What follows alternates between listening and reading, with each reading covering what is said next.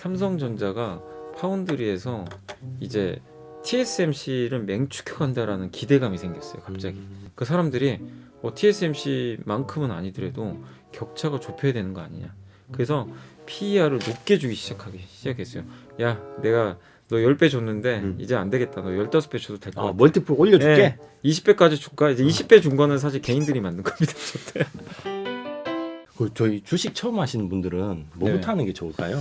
당연히 계좌 개설부터 해야 됩니다. 네. 당연한 거 제가 여쭤봤네. 계좌 개설하면 온라인 방송으로 우리 연불리님도 만날 수 있다면서요? 네, 당연하고요. 네, 제가 쉽게 한번 알려드릴게요. 네. 한번 따라해 보시겠어요? 알겠습니다. 네. 먼저 이베스트 마인앱을 설치하고 실행하면 이런 화면이 좀 나옵니다. 여기에서 가장 우측 상단 메뉴를 선택하시고 쭉 내리시면 불리온 서비스가 보이실 텐데요. 이 불리온 서비스를 신청하시면 제가 진행하는 온라인 방송을 만날 수 있습니다. 아무나 볼 수 있는 건 아닌가 봐요. 네, 맞습니다. 먼저 이베스트 다이렉트 계좌 개설부터 하셔야 합니다. 좀 전에 불리온을 선택한 화면에서 밑으로 쭉 내리시면 온라인 창구의 다이렉트 계좌 개설 메뉴에서 계좌 개설을 진행해 주세요. 계좌 개설점은 다이렉트 지점으로 선택해 주세요. 다이렉트 지점으로 꼭 선택을 해야 할 이유가 있나요? 제가 이 영상을 보시는 분들을 위해 이벤트를 준비했기 때문입니다. 마지막으로 이벤트 코드 칸에 보라를 꼭 입력해 주세요. 그러면 주식 상품권 10,000원을 화요일에 지급해 드립니다. 궁금하신 사항은 02-3779-8880으로 연락 주세요. 제가 함께 하겠습니다. 이거면 한 사람이 한 번만 받으실 수 있는 거죠? 네. 5월 31일까지 가입하시는 분들께만 드리는 거니까 많이 참고하셔서 많은 참여해 주시기 바랍니다. 좋은 이벤트 감사합니다. 네, 감사합니다. 고맙습니다. 세 번째로는 이건 뭐 반드시 아셔야 됩니다. 근데 이거 제가 지금 평소에 네. 궁금했는데 어떤 사람들은 퍼라고 하고 어떤 사람은 PR라고도 하고 우리 이제 업계에서는 뭐라고 부르나요 정확하게? 다 똑같아요. 그래요? 별 상관없어요. 자기 스타일대로 그냥 네. 부르시는 거예요? 근데 보통은 그냥 퍼라고 하는 경우가 좀 많긴 한데 그냥 이제 PR로 부르기도 많이 하니까 그거 뭐 용어는 그렇게 크게 중요한 것 같진 않아요. 퍼는 뭐냐면 이제 저 공식입니다. 그냥 공식은 저거 외우시면 되고 시가총액을 순이익으로 나눈 거예요. 그러니까 뭐냐면 삼성전자의 시가총액이 지금 한 500조 그 우선주랑 합쳐야 되거든요. 우선주랑. 합치면 한 550조 정도 될 거예요. 근데 삼성전자가 1년에 얼마를 버냐면 잠깐만 얼마 전에 발표했잖아요. 네. 10조 순이익이? 아니 그건 분기. 분기인가요? 1년에 보통 40조 정도 벌어요. 그렇죠. 분기에 10조면. 근데 예를 들면 그냥 600조라고 계산을 하면 만약에 순이익이 40조잖아요. 그럼 한 15 정도 되죠. PR이. 맞아요. 15. 그게 이제 PR입니다. 그래서 결론이 뭐냐면 순이익의 몇 배냐 시가총액이 1년에 버는 돈에 얘는 몇 배에서 거래가 되느냐 이거를 우리가 PER이라고 합니다. 그래서 퍼라고 용어로 좀 불리는데 이 개념은 무조건 외워놓으세요. 또 한 가지 뭐가 있냐면 주식수로 나눠보세요. 두 개를. 그렇죠. 이거 약간 수학 이제 네. 제가 갑자기 이거 자료를 보면서 옛날 갑자기 여기 퍼 뒤에 시가총액 나누면 주식수가 똑같이 나누는구나. 똑같이 나누면 똑같잖아요, 사실은. 그렇죠. 예. 그럼 시가총액 주식수로 나누면 주가가 나옵니다. 남고, 그렇죠. 당연히. 예. 그 다음에 순이익을 주식수로 나누면 한 주당 이익이 나와요. 아까 그러면 예를 들어서 삼성전자가 40조를 벌었으면 주식수로 나누면 한 주당 얼마를 버는구나. 예, 이게 그걸 알 수 있어요. 사실 여러분이 계산 안 하셔도 되고 네이버에 검색 같은 거 해보면 다 저기 나와 있어요. 그걸 이제 EPS라 그래요. 한 주당에는 얼마 번다. 예, 그게 나와 있고 그걸 주가로 이제 나눈 거를 EPS라 그럽니다. 그래서 이 개념까지는 좀 알아두세요. 주가 나누기 주당 순이익. 어쨌든 시가총액 나누기 순이익은 저런 식으로 계산을 하시면 됩니다. 그래서 PER은 한마디로 지금 이 기업이 도대체 버는 돈에 너는 몇 배에 거래되냐. 우리 상식적으로 당연히 20배, 30배면 훨씬 높은 가격이니까 고평가라고 하는 거고 뭐 5배, 2배짜리도 있었어요. 어떤 건설주는. 2배짜리면 거의 뭐 평가가 없다는 수준인데. 네, 그 아예 인정을 안 해버린 거죠. 건설주들 왜냐면 정부에서 공급을 아예 눌러버리니까 돈을 엄청 버는데도 인정을 안 해버렸어요. 그러니까 PER은 뭐냐면 시장에서 보는 그 척도예요. 한마디로 이제 시장에서 PER 50배짜리 기업이 있다면 다 열광하고 있는 거예요. 그 50배짜리 기업이 있나요? 있죠. 2차 전지 회사들. 전기차. 예, 전기차 핫하구나 진짜. 근데 보통 은행, 증권, 건설주는 5배가 안 돼요. 이베스트 안 되나요? 안 됩니다. 우리 회사도 저도 안타깝게도 3배인가 4배밖에 아 그래요? 어떻게 보면 싸잖아요. 싸네요. 네, 싼 건 맞는데 네. 그 정도로 시장이 인색해요. 아, 이런 산업들에 대해서. 근데 성장이 딱 보이는 산업 있죠. 카카오도 한 50배 되잖아요. 아, 예. 그러니까 이제 그 PER을 보면서 아 이건 시장에서 이만큼이나 인정을 해주는구나. 비싸지만 그 다음에 낮게 거래되는 건 시장에서 인정 안 해준다는 그런 의미로 생각하셔도 좀 좋을 것 같아요. 그럼 예를 들어서 PER은 낮은데 돈은 잘 벌어요. 예, 그런 회사도 분명히 있는 거죠. 있죠. 근데 그런 회사들이 시장의 평가를 제대로 받을 수 있는, 그러니까 퍼가 올라갈 수 있는 그런 기회가 안 오겠죠. 아니 그런 기업들이 누가 있냐면 네, 자동차 회사가 대표적이에요. 아 현대차 방금 말씀하신 아니 왜냐면 현대차가 PER 막 6, 7배 그랬거든요. 뭐 그냥 쏘쏘한 회사였네. 예. 일곱 뭐 많을 때 8배까지도 거래되는데 왜 그랬냐면 그 현대차가 자동차도 그렇게 많이 안 팔렸고 10년 동안 보면은 그리고 엔진차 만드는 회사잖아요. 근데 그때 인식이 뭐냐면 테슬라가 이제 막 나와가지고 막 나왔을 히트 때. 칠 때인데 사람들이 그랬어요. 야 현대차 너네 뭐 하냐? 막 이래요. 뭐 하고 전기차 안 해? 왜냐면 이제 누가 봐도 앞으로 10년 후에 전기차 전기차. 바뀔 거예요. 근데 현대차를 보니까 답답한 거예요. 도대체 저 전기차 해야 되는데 그러니까 안 하니까 네. 그리고 뭔가 청사진도 없는 것 같고 아유 미래 비전을 제시를 못했구나. 예, 제시도 잘 안 하고 그리고 예전에 뭐 그 한전 부지 사고 제가 그 흑역사 제가 그때 한전 부지 나오기 전에 분명히 하면서 샀는데 그때 한 반토막 났죠. 네, 맞아요. 엄청 빠졌죠. 제가 그때 현대자동차 주주였습니다. 야 그러셨구나. 네, 우선희 형님. 근데 그러면서 이제 시장에서는 관심이 없는 거예요. 돈을 잘 벌어도 아이, 뭐 그냥 뭐 저거 벌어서 뭐해? 계속 저만큼 예, 벌겠지. 예, 벌겠지 이제. 그리고 그렇다고 자동차에서 뭔가 히트 상품이 나온 것도 아니고. 근데 이제 현대차의 인식이 바뀐 게 딱 두 가지 계기가 있어요. PER이 갑자기 10배를 넘어갔어요. 그러니까 그 계기로 인해서. 네. 그러니까 그런 기업을 찾아야 사실 대박이 나거든요. 낮은 PER 기업을 그래서 잘 주목은 하고 있어야 돼요. 그 기업들에서 뭔가 변화가 생길 때 PER 5배짜리가 10배만 가면 주가 2배 가거든요. 근데 똑같은 이익인데도 2배 PER 10배로 딱 인정하는 순간 얘는 그냥 2배 가는 거예요. 근데 그럼 아무나 가는 게 아니잖아요. 그래서 현대차로 예를 들면 첫 번째가 제너시스가 대박이 난 거예요. 제네시스가 그러면 시장의 평가는 뭐 개인마다 다르니까. 네. 근데 이제 이 주식 시장에서 봤을 땐 대박이 대박이 났어요. 왜냐하면 제너시스가 옛날에 나온 지가 꽤 됐어요. 그렇죠. 예, 그 토요타의 렉서스를 쫓아간 거죠 어떻게 보면. 근데 미국 시장에 출시를 했는데 형편없었어요. 판매도 안 되고. 미국에서는 잘 안 됐어요. 네, 아예 판매도 거의 안 되고 뭐 이렇게 딜러들한테 판매를 해달라고 해도 잘 안 팔렸나 봐요. 아무리 상품성이 안 좋아서 그런 건지 디자인도 좀 그랬던 것 같고 그래서 이제 묻혀져 갔죠. 제너시스 결국 안 되는구나. 근데 절치부심을 했는지 제너시스가 디자인을 다 바꿔버렸어요. 어느 순간 뭐 EQ 하면서 예. 요새 나오는 제너시스 보셨어요? 정말 이쁘죠. G 어쩌고 저쩌고 하는 게 예쁘더라고요. 와, 정말 이쁘게 나오잖아요. 네. 근데 그랬는데 그게 먹힌 거예요. 근데 제너시스가 잘 팔리면 뭐가 좋냐면 마진이 높아요. 고부가가치 자동차. 네. 맞죠? 근데 어차피 플랫폼은 비슷비슷하니까 비싼 차를 하나라도 더 팔면 현대차 이익률이 올라가요. 당연히. 그래서 그게 잘 팔리기 시작하니까 진짜 이 판매 단가가 올라가서 마진이 좋아지는 거예요. 그러니까 이제 시장에서 재평가를 하기 시작한다. 이 제너시스 이게 심상치 않은데? 그리고 이제 거기다가 또 한 가지 사건이 났던 게 타이거 우즈가 이번에 이제 완전히 홍보돼 버렸죠. 제너시스를 타서 살았어요. 어쨌든. 네. 근데 이제 그 뉴스를 보니까 타이거 우즈가 과속했더라고요. 과속했던데. 예, 그나마 다행이죠. 만약 현대차 잘못이었으면. 큰일 날 뻔했죠. 큰일 우리 날 주주분들 뻔했죠. 진짜 심장 졸였을 텐데. 예. 근데 어쨌든 타이거 우즈를 살린 차로 이제 각인이 돼서 더 잘 팔리기 시작하고 있고. 그다음 두 번째가 뭐냐면 이게 핵심이죠. PER이 그래서 한때 뭐 15배까지도 간 적이 있었어요. 애플카 이슈가 생겨버린 거예요. 그때 뭐 현대했다가 기아했다가 현대했다가 사람들이 제너시스까지는 그래도 뭐 10배 한 11배 주자 이런 인식이 있었어요. 여기까지는 오케이. 근데 여기서 15배 20배 가려면 뭔가 다른 또 게 있어야 돼요. 테슬라를 뭔가 쫓아갈 수 있는. 근데 애플이 이제 불을 지펴버린 거예요. 애플이 현대차랑 뭐를 한다고? 그럼 애플이 왜 할까? 애플은 자율주행 전기차를 하려는 것 같은데 그럼 현대차 그런 기술이 있었어? 알고 봤더니 이 GMP 플랫폼이 있는 거예요.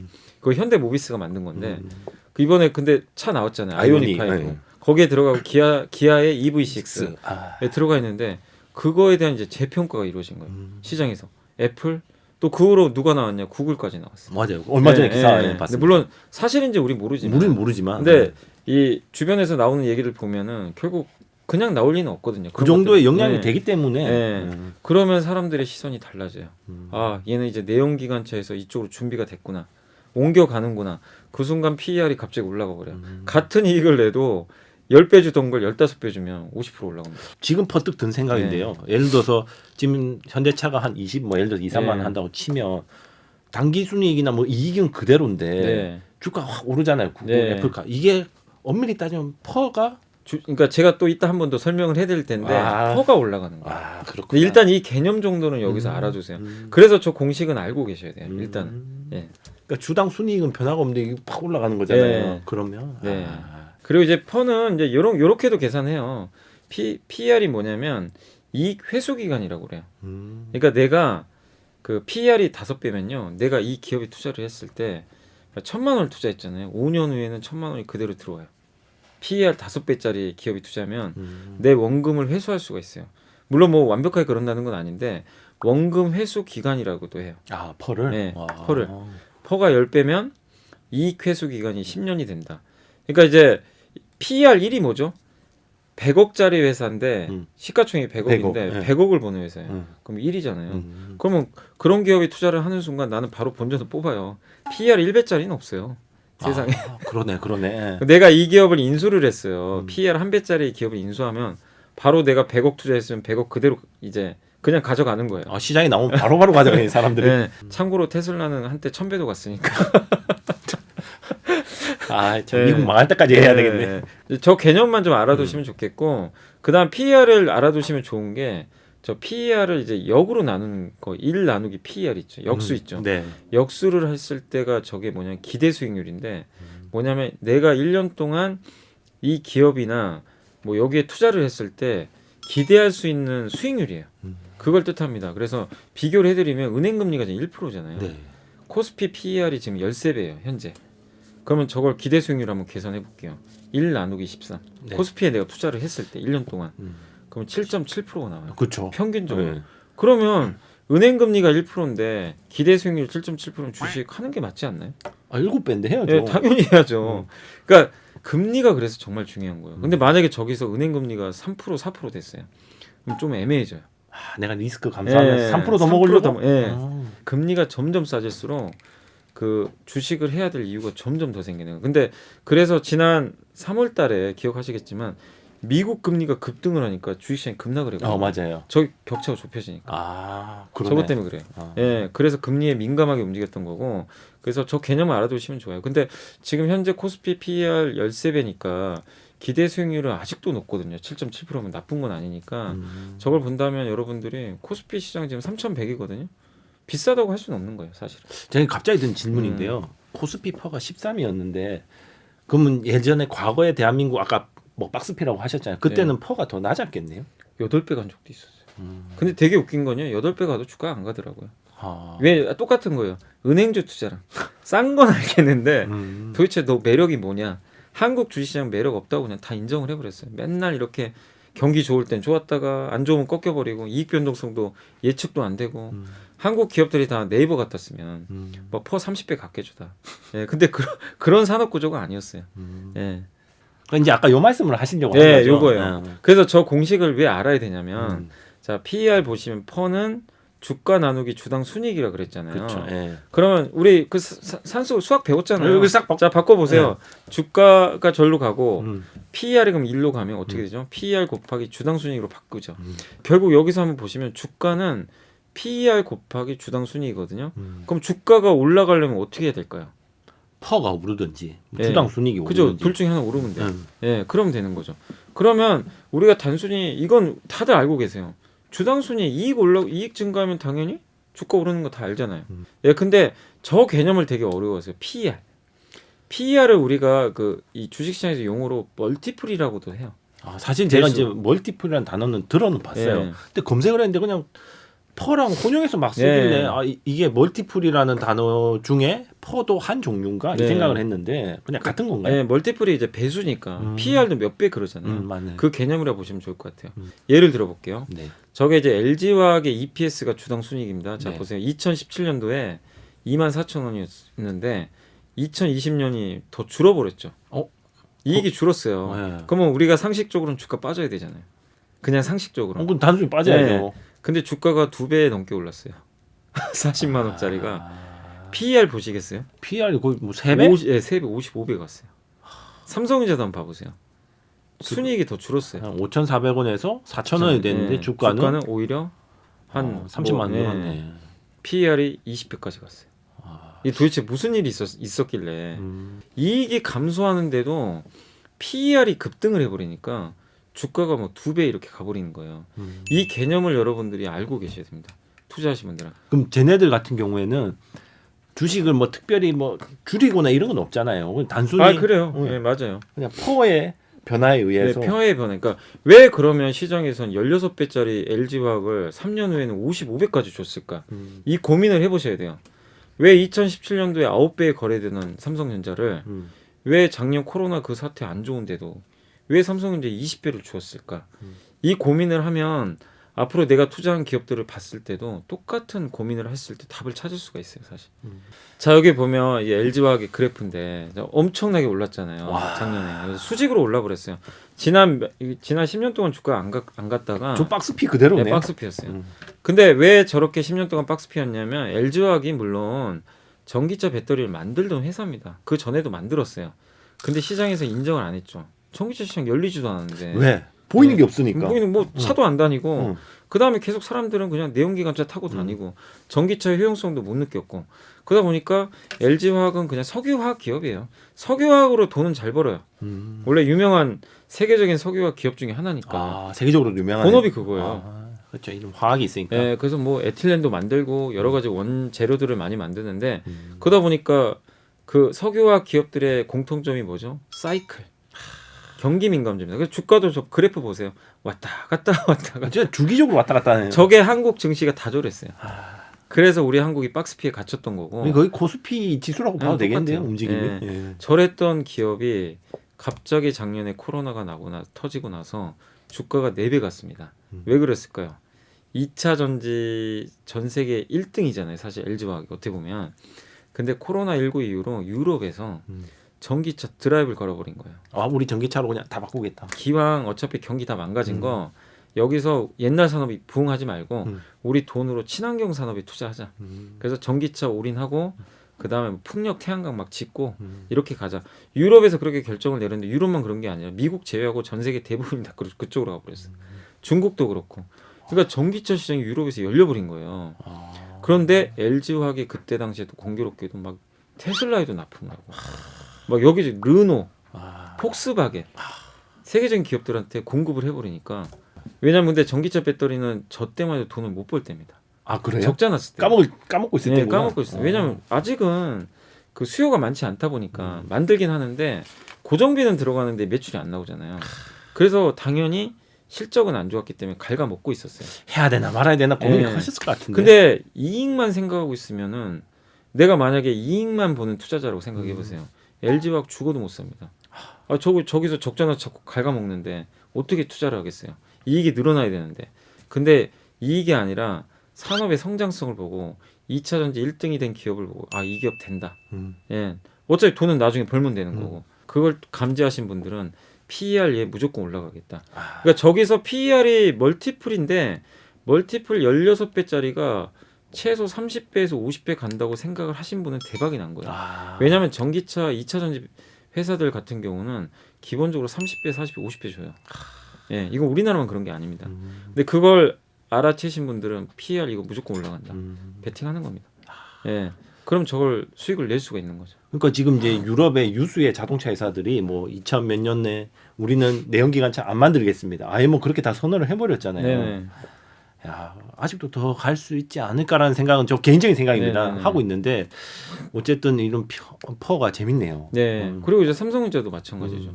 주가가 이제 재평가를 받고 있는데 삼성전자도 보시면 디램은 사이클 산업이에요, 사실은. 저는 이제 사실 궁금했는데 네. 슈퍼 사이클 저게 뭐예요? 슈퍼 사이클이 네. 이제 어쨌든 물량도 증가하고 가격도 올라가는 수요와 이 단가까지 같이 올라가는 우리 흔히 말하는 PQ라고 하는데 P가 뭐냐면 네. 가격. 프라이스인가보다. 예, 그다음 Q가 이제 물량. 그래서 P 곱하기 Q를 매출액이라 그래요. 그렇죠. 예. 근데 그 두 개가 올라가는 경우가 별로 없어요. 왜냐하면 우리 배웠잖아요 경제 시간에 네, 수요와 공급에 의해서 어쨌든 당연히 공급이 늘어나면 가격이 떨어지고 근데 그 두 개가 맞물리는 경우가 없거든요.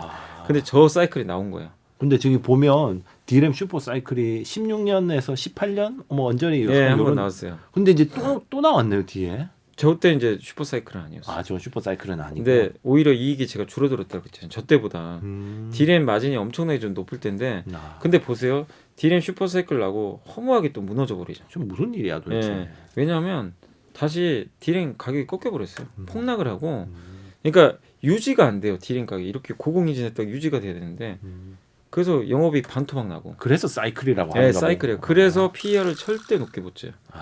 PER 높게 주는 거는 무조건 성장이 몇 년 나오는 거. 눈에 보여야 돼요. 그래서 네이버 카카오는 이 사이클이 계속 가잖아요. 이게 아니니까. 그래서 되게 높은 펄을 주는 건데 이제 그러다 보니까 저 상황에서 결국 슈퍼 사이클 나왔다가 꺾여버린 건데 근데 왜 20배를 이제 주느냐? 파운드리라고 이제 많은 분들 아실 거예요. 위탁 반도체 누가 설계도를 주면 삼성전자가 만들어주는 거예요. 팹리스. 예, 맞아요. 애플도 반도체 만드는 기업이 아니라 설계만 하는 회사니까 파운드리 같은 경우는 이제 받아다가 생산만 하는 건데 TSMC라고 대만에 그 회사가 PER이 26배 정도 돼요. 삼성보다 시총이 더 커요. 큰 회사예요? 그냥 삼성보다 작은 줄 알았는데. 그것만 하는데 근데 왜 이렇게 높은 평가를 받느냐? 같은 반도체인데 누구는 26배, 삼성은 이제 10배. 왜 이런 평가를 했냐면 D램은 사이클, 파운드리는 그게 아니에요. 요런 사이클이에요. 계속 성장해요. 수준만 따면 되잖아요. 네, 소주만. 그리고 고객사가 되게 많아요. 애플도 있죠, 퀄컴도 있죠. 막 만들어 달라 그래요. 줄 서 있다고 하던데 지금 TSMC. 근데 저때 삼성전자가 파운드리에서 TSMC를 맹추켜 간다라는 기대감이 생겼어요. 갑자기. 미세 공정이라고 하는데 뭐 7나노, 5나노 이게 미세할수록 좋아요. 근데 그 공정을 그 유일하게 경쟁하는 회사가 전 세계적 파운드리 회사가 되게 많은데 삼성과 TSMC만 미세 공정. 되게 가는 뭐 7나노, 5나노, 3나노까지 할 수 있는 거는 삼전하고 TSMC만 있던 거예요. 그 사람들이 TSMC만큼은 아니더라도 격차가 좁혀야 되는 거 아니냐. 그래서 PER을 높게 주기 시작했어요. 파운드리로 돈을 많이 번 건 아니거든요. 근데 사람들의 평가가 바뀌었어요. 그리고 그 후로 퀄컴에서 수주를 따내고 IBM 수주를 따내기 시작하고 엔비디아 칩 있잖아요. 네, 그 그래픽 카드. 그것도 따냈어요. 그러니까 야 삼성이 이제 경쟁력 있다. 이제 그래서 이 미스터 마켓이라고 그러는데 시장이 야 내가 너 10배 줬는데 이제 안 되겠다. 너 15배 줘도 될 것 같아. 멀티플 올려줄게. 20배까지 줄까? 이제 20배 준 거는 사실 개인들이 만든 겁니다. 저때. 8만 전자는 어떻게 보면 이제 개인 좀 약간 흥분하셔가지고 만들긴 했고 저희 9만 전자도 갔었잖아요. 네. 근데 어쨌든 사람들의 인식이 바뀌어버린 거예요. 파운드리가 되니까. 그래서 정말 이 멀티플의 개념이 저런 거거든요. 그래서 멀티플이 앞으로 10배가 20배 되고 20배가 40배 되고 5배가 10배 될 기업이 뭔지를 계속 고민을 해보셔야 돼요. 건설주 중에 그 예전에 대림건설이라는 기업이 있어요. 그 회사가 PER이 2배였어요. 이편한 세상. 근데 왜 2배였냐면 아니 계속 공급을 못하게 막으니까 사람들이 지금 돈 잘 벌어도 야 너는 어차피 돈 잘 벌어도 어차피 정부에서 못하게 하기 때문에 그냥 그럴 수밖에 없어. 그런데 갑자기 공급을 열어줘 버리니까 PER이 막 4배. 4배가만 가도 2배가 되는 거고. 그렇죠. 근데 그래서 PER 낮은 기업들일수록 여러분들이 관찰은 계속 하고 계셔야 돼요. 그러니까 이게 옥석을 가리는 약간 그런 작업인데 이게 보면 시커매가지고 석탄인 줄 알았는데 이게 닦아보니까 황금이더라. 약간 그럴 수 있는. 그래서 이미 저렇게 멀티플이 올라간 기업은 먹을 게 많지는 않잖아요. 이미 이제 시세가 났으니까. 근데 저평가된 기업들 중에서는 내가 알고 있어야 돼. 이 기업들이 멀티플이 올라갈 수 있는 배경을 먼저 고민만 해보세요. 내가 아까 건설주면 공급이 열린다거나 이런 것들을 딱 생각을 하고 있다가 그게 진짜로 뉴스에 나오거나 뭔가 감지가 됐어요. 무조건 주식 사셔야 돼요. 그럴 때는 리스크가 있더라도. 그러면 이제 대부분 업종 단위로 이렇게 좀 멀티플이 이제 맞아요. 형성돼 있는 거죠. 그러니까 그래서 잘 물어보신 게 그래서 업종이 더 중요해요. 그 업종이 좋아야 이 기업의 이 평가가 달라져요. 근데 아무리 이 회사가 너무 잘해도 업종이 형편없잖아요. 전방이 인정을 안 해줘. 예. 그래서 차라리 그러니까 저 2차 전지에 차라리 못난 기업이 있을 수 있잖아요. 있죠. 차라리 저성장 기업의 1등 기업보다 더 나은 경우가 많아요. 그래서 업종도 되게 중요해요. 이게 약간 번외인데 저희가 이제 아까 업종 이야기를 했잖아요. 네. 저 보면 뭐 업종에서 1등 대장을 사야지 막 약간 이런 게 네. 있잖아요.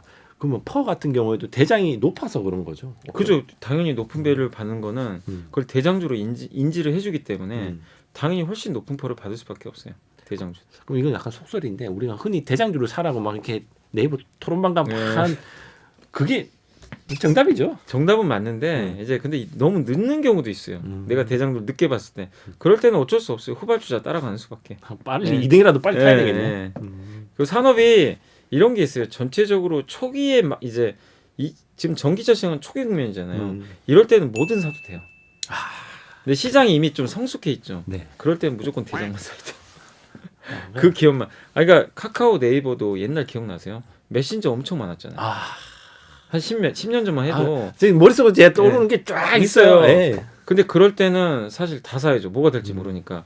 근데 그 중에 겨우 카카오만 살아남았잖아요. 시장이 성숙해지니까. 그러니까 당연히 카카오 말고는 다 없는 거예요. 예. 그래서 성숙기일수록 무조건 대장주를 사야 되고 초기 국면일 때는 사실은 좀 골고루 사셔도 누가 이제 튀어나갈지 모르니까 상관이 없습니다. 그 다음에 여기 좀 생소한 용어가 나오더라고요. 디레이팅은 뭐냐면 아까 제가 방금 설명드린 LG화학 삼성전자를 뭐라고 하냐면 네. 멀티플이 올라간다 그랬잖아요. 네. 그거를 리레이팅이라고 그래요. 리레이팅. 다시. 예. 그거를 재평가라 그래요. 음. 그러니까 디레이팅은 반대예요. 가치가 떨어지는 거. D. 디레이팅. 그래서 이제 대표적으로 현대홈쇼핑이란 기업이 있는데 참 안타까운 기업인 게 뭐냐면 자 봐보세요. 저기 영업이익을 한번 보세요. 2015년부터 보시면 계속 증가하죠. 뭐 꾸준하죠. 네. 1,000억 이상씩 벌고 작년엔 1,500억까지 벌었어요. 많이 벌었다. 근데 밑에 PER 한번 봐보세요. 뭐 이거는 PER이 점점 떨어져요. 잠깐 눈물 좀 다 뽑아야 되겠는데 이거는. 아니 돈을 잘 벌어서 그럴 수도 있어요. 사실은. 근데 이제 이익이 증가하면 PER은 떨어지는 게 맞거든요. 사실은 주가 그대로 있으면. 그렇죠. 그대로 있으면. 예. 근데 어쨌든 간에 주가 역시 떨어졌어요. 심지어 주가까지 떨어졌는데. 예, 주가가. 근데 이게 되게 신기하지 않으세요? 이익이 증가하는데 주가가 왜 떨어져요? 근데 저는 이제 배웠으니까 예. 멀티플이 낮아져서. 예. 근데 그 이유가 있을 거 아니에요. 잠깐만 배당을 더 주고. 예. 그러니까 이것 표만 보면은 빠지는 것 자체에 이해가 안 가잖아요. 우리가 상식적으로 올라야 되잖아요. 이익이 뭐 정체돼 있으면 모르는데 오히려 2020년 또 저렇게 늘기도 하는데. 많이 그죠? 늘었네. 예.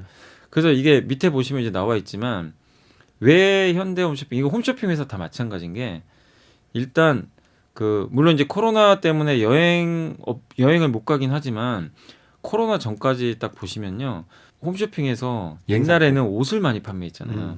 근데 갑자기 어느 순간부터 그런 거 안 보이셨어요? 갑자기 여행 상품을 엄청나게 파는 거예요. 틀면 여행만 해요. 네. 거기다 갑자기 보험사 나와가지고 띠링띠링하면서. 맞아. 그런 거 되게 많죠. 근데 저거를 우리가 흔히 말하는 무형자산이라고 그러거든요. 눈에 안 보이잖아요. 유형자산은 이제 눈에 보이는 거고. 근데 홈쇼핑 회사들이 이 유형자산 있죠, 저 의류를 판매하면 수수료를 좀 많이 받는데요. 그 차이가 있군요. 예. 근데 저런 무형자산은 돈이 얼마 안 된대요.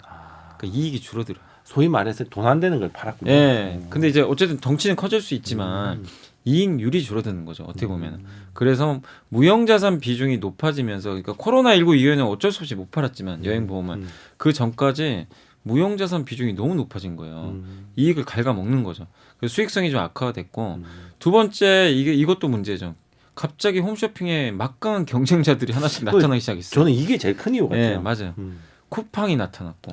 그러니까 홈쇼핑에서 살 수 있는 거를 쿠팡 가서 주문을 해요. 심지어 내일 와. 네, 홈쇼핑 보고 있다가 쿠팡에 검색해서 사.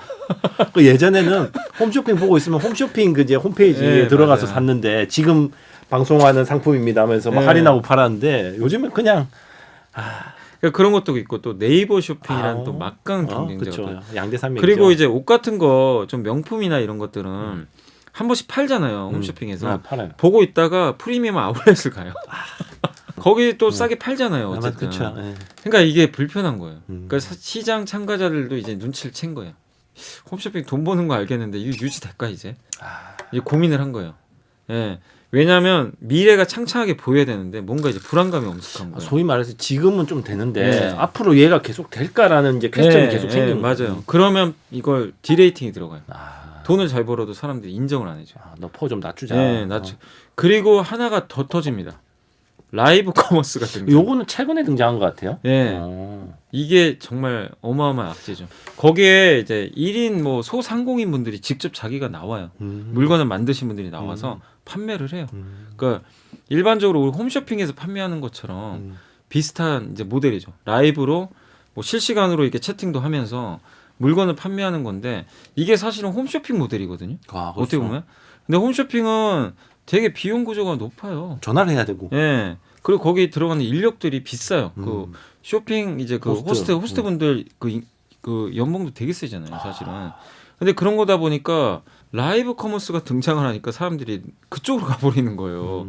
홈쇼핑에서 내가 물건을 사야 되는데 굳이 이제 네이버에서 다 검색을 해가지고 거기서 또 재밌게 즐기면서 사는 거예요. 채팅돼가면서. 예. 그러니까 홈쇼핑의 좋은 점을 뺏어간 거죠. 어떻게 보면. 그러다 보니까 이익은 꾸준하지만 사람들이 저걸 본 순간 아 홈쇼핑 미래가 밝지가 않구나. 어둡다. 어두워진다. 지금 돈 벌지만 저 1,500억이 나중에 700억이 될 수도 있는 거거든요. 경쟁자가 점점 많아지면. 그럼 이제 멀티플 쭉쭉쭉 빠지겠네. 네. 그래서 시장 홈쇼핑 사업을 성장하지 않고 잠식되는 걸 뭐냐면 좌초자산이라고 하는데 그런 식으로 약간 이제 인식을 하기 시작했어요. 단어도 무섭다. 좌초자산. 네. 지금은 아니에요. 근데 약간 이제 그런 생각까지 지금 가는 거죠. 약간. 그래서 홈쇼핑이 물론 지금 좋습니다. 돈도 잘 벌고 엄청 싸요. 여기서 뭐 빠지거나 그럴 이유도 없고 망할 기업들도 아니죠. 근데 저 보세요. 주가 흐름을. 돈을 계속 버는데. 예. 소위 한 번도 좋았던 적이 없네. 예. 그래서 이거는 어쩔 수 없는 지금 디레이팅 구간에 계속 진입을 해서 지금도 주가 잘 못 올라가요. 아직도. 그러면 얘가 올라가는 방법은 뭐죠? 저 경쟁에서 이겨야 돼요. 그러니까 내가 탑이 돼 다른 애들 죽이고 예. 다른 홈쇼핑 애들 죽이고 그러거나 아니면 홈쇼핑이 다시 대세가 돼야 돼요. 대세. 근데 쉽지 않잖아요. 머릿속으로 떠오르지 않는데요. 네. 대세가 될 방법이? 그래서 그런 거예요. 그러니까 이건 어쩔 수가 없어요. 여러분들이 그냥 숫자만 보면 안 되는 게 항상 비즈니스 모델이라고 그러잖아요. 그 비즈니스 모델이 잠식되는지 경쟁자가 뛰어드는지 아니면 진입 장벽이 높은 건지. 카카오는 누구도 범접을 못해요. 방법이 없어요. 근데 홈쇼핑은 이제 누군가 경쟁자들이 점점 늘어나요. 주변에 불편하게. 그러니까 사실 홈쇼핑이 처음에는 진입하기 굉장히 어렵잖아요. 네, 스튜디오도 맞아요. 있어야 되고. 네. 근데 이 라이브 커머스라는 게 생기면서 너무 이제 그냥 누구나 예. 할 수 있는 거 그런 예. 시장이 돼버리고. 예. 아, 그 다음에 이제 메일유어 이게 가치 투자하시는 분들이 되게 좋아하시는 기업 중에 하나예요. 한번 봐보시겠어요? 자 영업이익을 먼저 한번 예. 보겠습니다. 500, 700, 8. 오 이거 되게 착한 계속 기업인데. 되게 올라가죠. 근데 PER은 그대로예요, 사실. 그렇죠. 사실 이 정도의 변화는 그대로라고 봐도 되는데 예.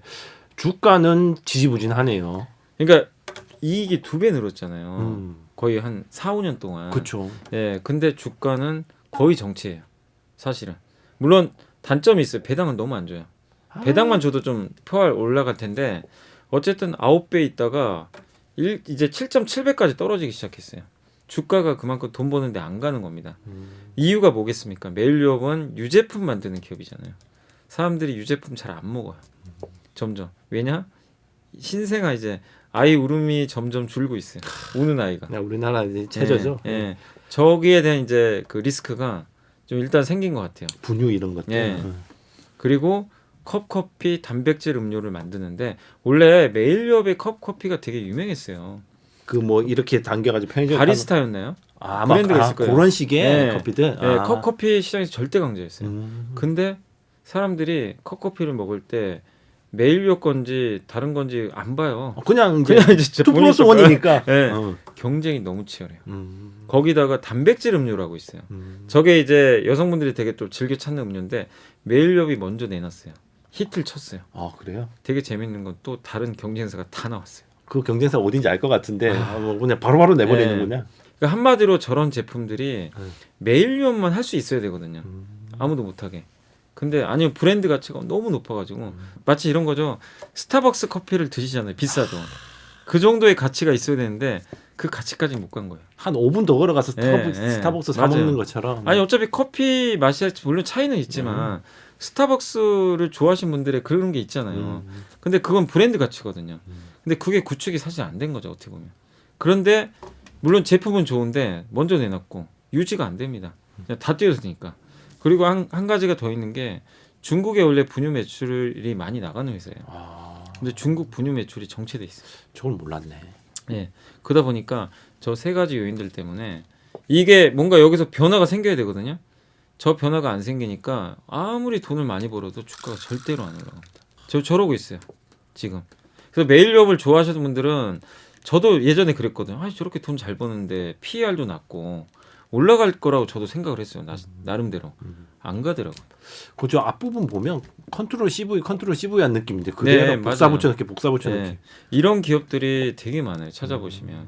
그래서 근데 많은 분들이 이걸 이해를 못하세요. 아니 내가 지금 투자한 게 이렇게 돈 잘 버는데 왜 안 가요? 막 이렇게 물어보세요. 근데 그 이유는 이런 데 있어요. 이 기업이 속한 산업 구조 이거를 보시면 거기에 정답이 분명히 있습니다. 이 메일력 같은 제가 지금 단순히 네. 생각하기에는 뭔가 이 시장을 바꿀 수 있는 회사만의 무기가 나오든지 네. 이 시장이 갑자기 우리나라 출산율이 3위 돼. 막 이러지 않는 맞아요. 이상은 네. 쉽지 않을 것 같아요. 예, 그래서 정말 싼데 그러려면 이제 차라리 그러면 여기서 매일 배당이라도 많이 주면 돼요. 은행처럼. 근데 배당도 1%밖에 안 주니까 이제 그러니까 주가 안 가버리는 거야. 예. 제가 그럼 갑자기 궁금한 건데 지금 이제 제가 메일유업의 뭐 사장님이라고 해야 되나? 뭐 CEO라고 해야 CEO예요. 예를 들어서. 근데 우리 회사 주식이 안 가고 있어. 근데 배당은 조금 주고 있어. 그러면 가끔 이제 토론 게시판 이런 데 보면 회사에서 주가 관리를 한 해 만에 안 하네 뭐 이렇게 하잖아요. 예. 근데 내가 만약에 지금 메일유업 CEO인데 굳이 주식을 올릴 필요가 없잖아요. 배당이 1%인데. 배당 1%는 근데 본인도 적게 가져가잖아요. 아 그런 게 있구나. 예. 그리고 주식 시장에 상장을 했기 때문에 주주들은 이 회사를 믿고 투자했잖아요. 주주들한테 그 성실하게 어쨌든 주가를 올려줘야 돼요, 사실은. 뭐 노력을 해서 주가를 부양시킬 수 있는 뭔가를 계속 그 언급을 해주거나 아니면은 그런 정책들을 좀 내놔야 되는데. 뭐 자사주 소각이라든지 뭐 이런 것들. 맞아요. 그런 것들 주주 환원 정책이라 그러죠. 우리 흔히만. 예. 아. 그런 걸 해줘야 되는데 아무것도 안 하는 것도 사실은 좀 바람직한 행위는 아니거든요. 근데 그런 것들을 메일유업이 해줘야 될 것 같아요. 예. 사실 이제 이 구간만 보면 좀 답답하긴 합니다. 네, 맞습니다.